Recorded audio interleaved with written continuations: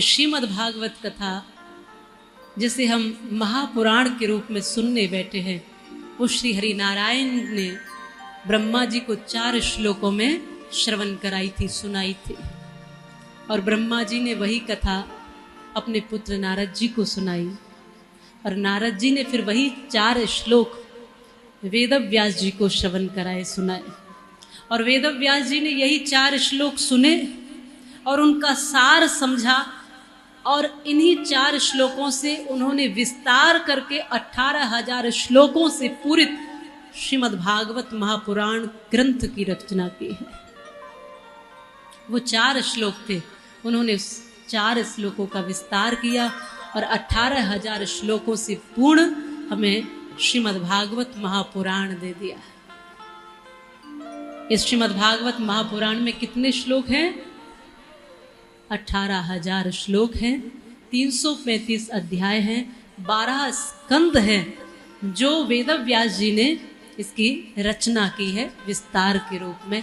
और फिर उन्होंने अपने पुत्र सुखदेव जी को श्रवण कराया, और सुखदेव जी ने श्राप लगे हुए परीक्षित, जिनको 7वें दिन तक्षक नाग डसने वाला था, 7वें दिन मृत्यु होने वाली थी, तो उस मृत्यु के भय से मुक्त होने के लिए ये श्रीमद् भागवत कथा का श्रवण कराया श्री सुखदेव जी ने परीक्षित जी को।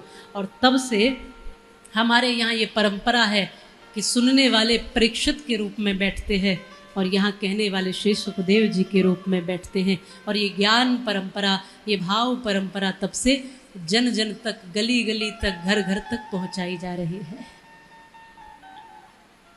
कभी हम आपके गांव, आपके शहर, आपके राज्य, आपके क्षेत्र में आकर इस कथा को कहते हैं, और कभी आप खुद इस धाम में, वृंदावन में आकर कथा को सुनते हैं।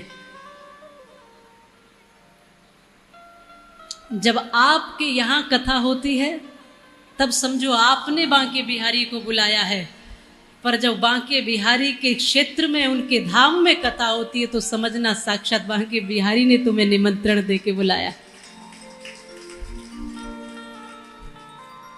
और लोगों की योजना बनी की बनी रह जाती है, नहीं आ पाते, और किसी का एकदम से भाव बनता।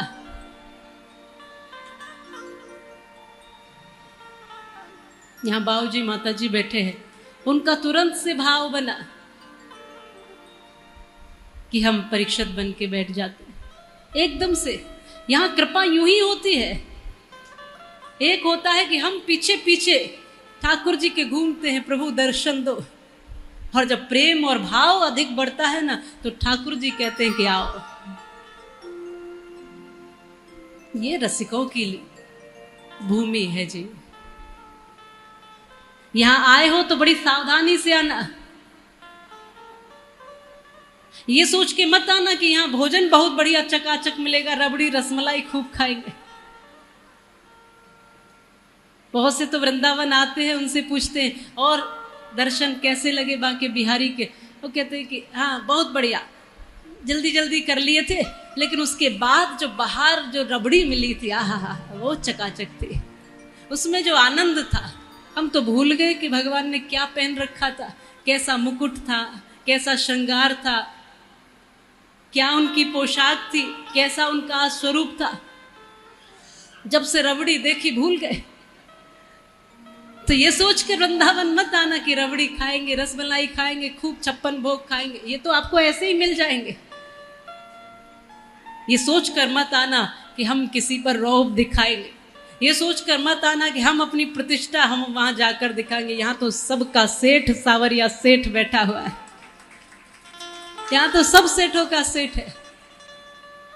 और यहाँ तो एक जो पेड़ के नीचे कोई तपता हुआ साधु बैठा होगा ना, फकीर, जिसको रात के भोजन की भी चिंता नहीं, वो सबसे बड़ा धनाढ्य है।